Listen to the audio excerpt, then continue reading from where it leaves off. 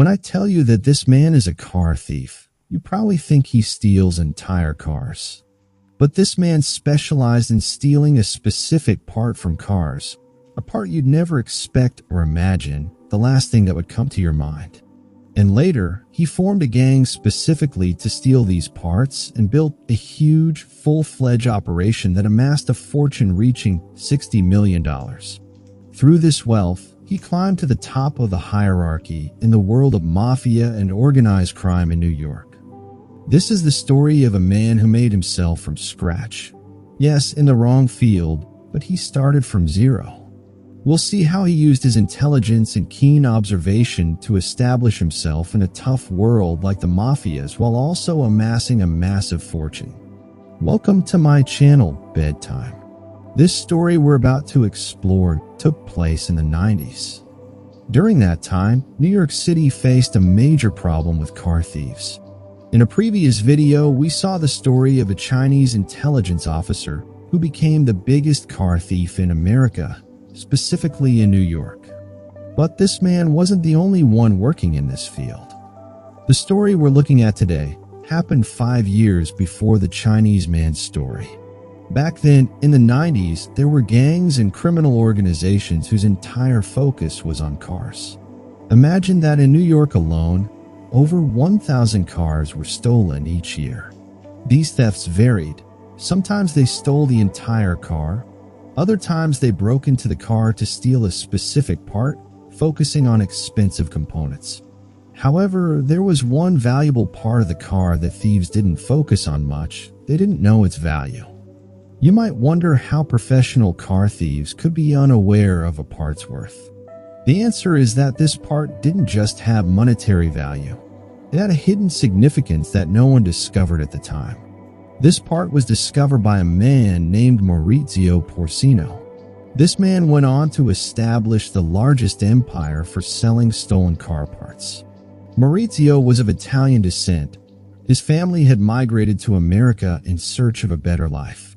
Of course, we all know that Italian immigrants in America are often associated with the biggest mafia gangs and organized crime networks. In this underworld, there were hierarchies similar to normal societies. You had small-time crooks doing the dirty work like theft, robbery, kidnapping, and even murder. Then there were slightly higher-ranking individuals, like small bosses who sometimes posed as traitors. And of course, at the top were the big bosses who controlled everything. In the world of organized crime, the higher you climbed, the richer and more powerful you became. Those at the bottom always aspired to grow and reach the top. Our man Maurizio came from the lowest rung poor, without connections or anyone to help him. He had to build himself from scratch. He started with dirty jobs, stealing and robbing, and selling what he stole to traders or those above him. During this time, he kept his eyes open, observing which items were most in demand, which had the highest prices, and which were easiest to steal. He even mingled with the sons of bosses and traders to learn from them how the trade worked. Eventually, Maurizio decided to focus on car parts because he saw that it was a profitable field and felt his skills suited it. Once he gained enough experience and understood how the business operated, he aimed to climb to the level of a trader. He began buying car parts from thieves, knowing which parts were most in demand and had the highest profit margins. Even in his early days, he sold parts out of his van, which he turned into a mobile shop. Imagine, a part he bought for $10, he sold for $100. His profit margins were insane, and his business quickly grew, and his money multiplied. As soon as he had enough capital, in 1994, he opened a shop because having a storefront gave him a legal appearance and made his trade easier. Before, he used to buy and sell in the streets, which always exposed him to danger. Those involved in mafias and organized crime know that the first step to becoming a successful trader in the underworld is to open a shop or create a legal front. So Maurizio did exactly that. To make his shop look more legitimate, he bought genuine spare parts from companies, parts that weren't stolen. This way, even if the police or authorities search his shop, they'd find authentic parts, invoices, and transactions with companies, leaving no suspicion. After securing a legal front and covering himself from the outside, Maurizio still had to be cautious about the back end. In the world of the mafia, there's always someone above you. If you want to operate freely in a certain area or field, like the car parts business, you need to pay up. Maurizio knew this well, so he always kept things in order with those above him, regularly paying the mafia. This money wasn't just to leave him alone. It was protection money, meaning he was under their protection or under the protection of the boss controlling that area. That's how organized crime works. Hence, his business continued to thrive and grow, and he established stronger relationships with petty thieves. He was always on the lookout for the most valuable parts, like airbags, the pieces that deploy during accidents. This is the part that would turn Maurizio into one of the richest mafia traders, amassing a fortune of over $60 million. You're probably still surprised and can't comprehend how a part like an airbag could generate such wealth. Let me explain how Maurizio noticed that the airbag was one of the easiest parts for a thief to steal from a car. A thief could steal an airbag in less than a minute. Moreover, the airbag is small and easy to hide in a bag, making it possible to steal large quantities of airbags in a short time. For example, if you had a parking lot with 30 cars, you could steal all their airbags in less than half an hour. In contrast, stealing an entire car or larger parts takes much longer. Additionally, tracking stolen airbags is far harder than tracking whole cars or larger parts. At the time, airbags didn't have serial numbers, so once stolen, they were almost impossible to trace. Hiding and storing them was also easy since they were small. Most importantly, they were expensive. One airbag could cost between $1,000 and $2,000, sometimes more. Money back then was worth double what it is today. All these factors made airbags the perfect item for someone like Maurizio to build a fortune. There was another added advantage, which we'll mention later, an advantage even Maurizio hadn't fully accounted for, and which would propel his business to new heights. But let's not get ahead of ourselves. The first thing Maurizio did was study and learn about airbags. He learned about their types, how to remove them, and how to install them. Then he formed his own group of thieves, personally selecting its members based on his past work with various thieves. He chose the best ones he knew, trained them to remove airbags quickly and professionally, and they began working, collecting airbags, and bringing them to his shop. From the start, Maurizio knew that the airbag business would skyrocket. The quantities his followers and gang brought in were massive, and the demand was high. His customers were mostly mechanics and owners of car repair shops. Airbags would come in from them and go out just as fast. Maurizio paid his thieves well because he knew their loyalty depended on the money he gave them. However, his profit margins were insane. He paid around $200 per airbag and sold it for $1,000 to $2,000 or more. Even the NYPD began noticing an increasing number of reports about stolen airbags. They were baffled by this new trend. When they received a theft report, they'd find the car in perfect condition except for the missing airbag. At first, they couldn't understand what was happening. But after a short period of investigation, they began to piece together the puzzle. Airbags didn't have serial numbers, so tracing them was impossible. Their small size and quick theft process made it hard to catch the thieves in the act. Once they learned that airbags could cost $1,000 to $2,000 or more, the picture became clear. They realized there was an organized operation behind these thefts. Even when they managed to arrest some of the thieves stealing airbags, the thieves refused to admit anything. When investigators asked one of them who was behind him or who paid him, his response was, "I work alone." They placed all the blame on themselves because stealing airbags was considered a minor offense. Thieves would spend a few hours in jail, pay a fine, and be released. There was no real deterrent or punishment that could force them to reveal who was orchestrating these operations. Airbag thefts continued across New York, with thousands being stolen each year. The problem spread, and the police were confused, unable to trace the source or the mastermind behind it. Meanwhile, Maurizio was living the dream. Imagine that the quantity of airbags being stolen became so large that thieves didn't know where to store them. So Maurizio decided to open a large workshop called One and All. This workshop was essentially a huge warehouse. Part of it was used to store spare parts and airbags, while the rest functioned as a repair shop. Instead of selling airbags to mechanics and shop owners, Maurizio began replacing airbags for customers directly or selling them directly, earning even more. He even started offering shipping services nationwide. If you lived on the other side of the country and needed an airbag, it would be delivered to you. Maurizio also launched advertisements and promotions for his company, calling himself the Airbag King. He ran ads in magazines, newspapers, and even online, though the internet was still in its infancy. All of this caused his business to flourish, and money piled up by the millions. With so much cash, Maurizio began to worry about something else: financial audits. If authorities decided to scrutinize his income sources and the massive amounts of money flowing in, he could face problems. So Maurizio decided to hire a skilled accountant to manage his financial records and make everything appear legal, because, as mentioned earlier, this is an important aspect of organized crime. Maurizio had a friend named Eileen, whom he knew from high school. Eileen was an accountant with experience. Maurizio wanted her to be his accountant. When Eileen looked at the financial records Maurizio showed her, she immediately realized something was off and that this wasn't a clean business. After Maurizio said she understood, he confessed and told her all he needed was for her to adjust the records and make all financial transactions appear legitimate.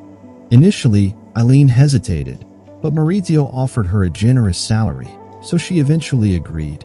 One of the things she advised him to do was start using checks, because checks gave the business and company greater legitimacy. Maurizio contracted with a check payment company and began paying his employees and even the thieves who worked for him via checks. They would receive the checks and then cash them through the check payment company. This way, instead of money passing directly through Maurizio's company, it passed through the check company, making the operation appear more legitimate. Later, Maurizio decided to distance himself from the dirty side of the business.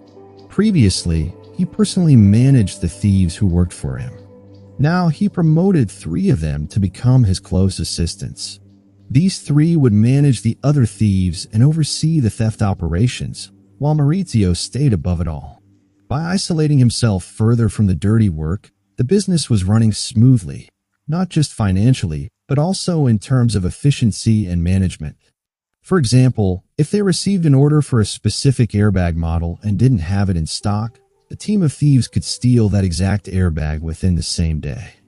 It was customer service at its finest, better than authorized dealerships. Maurizio truly mastered customer satisfaction and monopolized the airbag market. Imagine your car's airbag being stolen by a thief at night, and the next morning, you replace it at Maurizio's workshop. This was the added advantage Maurizio hadn't anticipated, creating the problem and solving it. Supply and demand became his game. He stole and he sold. It was like finding a glitch for infinite money. Due to the overwhelming success of his company, Maurizio won an award called Trader of the Year. Anyone looking at him from the outside, unaware of his secrets, would say he was a hardworking man who built himself up and became a successful trader. The wealth Maurizio amassed made him one of the richest figures in the world of organized crime in New York. He bought luxurious homes and expensive cars and lived a life of luxury. But this wealth wasn't enough for him. He wanted respect and status. Typically, in the mafia world, such status isn't achieved unless you're part of a family of bosses. Remember, Maurizio came from a poor, ordinary family with no ties to mafia leaders. To achieve this status, he needed to become part of a boss's family. Around this time, he met Carol Montana, the daughter of one of the leaders. Maurizio began courting her, expressing his admiration for her. Most likely, her status was the most important thing to him, even though she was beautiful and had other great qualities. I think he saw her as the ideal woman because she was the boss's daughter. Her father admired Maurizio, impressed that he had carved his path and reached such a level through his own efforts. Naturally, the boss approved of their relationship, and Maurizio and Carol became engaged. At this point, Maurizio had achieved all his goals: wealth, a wife, and status. But in the world of gangs and crime, you must remember that even if life seems perfect, everything can turn dark in an instant. The police managed to catch one of the thieves working for Maurizio. You might think, what's the problem? He'll just spend a few hours in jail and pay a fine like usual. Unfortunately, this time the thief was caught assaulting and beating someone to steal from them, which is a serious crime that could land him in deep trouble. Desperate to get out of this mess, the thief knew the police would want the information he had about the airbag empire Maurizio had built. So he struck a deal with them. He'd give them the information in exchange for dropping the charges against him. The police agreed, and the thief spilled everything. He told them about Maurizio and his company, one and all, and explained how the entire operation worked. Immediately afterward, a police surveillance team stationed itself near Maurizio's workshop. They noticed people carrying large bags entering the workshop and leaving without them. Instantly, they realized the bags contained stolen airbags. They began preparing to set up a sting operation. But Maurizio was always one step ahead because he was extremely cautious. He had installed surveillance cameras around the workshop from all angles. He noticed the van the police were hiding in and immediately contacted his assistants, ordering them to stop delivering stolen parts to the workshop. The investigators tried to chase Maurizio by car, but he was alert and knew they were following him. To confirm, he performed a classic move, turning right 3 times. This maneuver is perfect for determining if a car is tailing you. If the car behind you makes the same 3 turns, it means they're following you. Even the police chasing him realized he knew they were onto him. From that moment, Maurizio became hypervigilant and instructed his assistants to store the stolen airbags in a different location, avoiding the workshop altogether. The police investigation continued for months without finding any evidence to charge Maurizio. At one point, they tried a tactic. They sent an undercover officer with an airbag, attempting to sell it to Maurizio. But Maurizio immediately rejected the offer. He didn't buy from random people. He had his own thieves and never accepted goods from outsiders. Despite this, the police repeatedly tried the same tactic but failed. They wanted to infiltrate his tight circle and plant one of their own among his thieves. But Maurizio was always cautious and never let anyone unfamiliar join his crew. Imagine the investigation dragged on for a year and a half as they tried to catch him but couldn't. It wasn't until 1997 that Honda Japan introduced serial numbers on their airbags, an unprecedented move that significantly aided the police in their investigation. Now, if they recovered a stolen Honda airbag, they could trace it and determine whether it was a legitimate replacement part or stolen. Investigators focused on Honda cars, and whenever a Honda car's airbag was stolen, they recorded the serial number and created a list of all stolen Honda airbags. They then contacted Maurizio's company, one and all, and simply ordered Honda airbags of the same models with serial numbers. When the airbags arrived, they confirmed that at least one of them was on their list. It was stolen. This was the first strong piece of evidence they obtained in the case after more than a year and a half of investigation. But they still needed more substantial evidence to dismantle the entire organization. They obtained a court warrant to search the packages Maurizio's company shipped nationwide. This warrant allowed the police to inspect the contents of the packages secretly, reseal them, and send them on their way as if nothing had happened.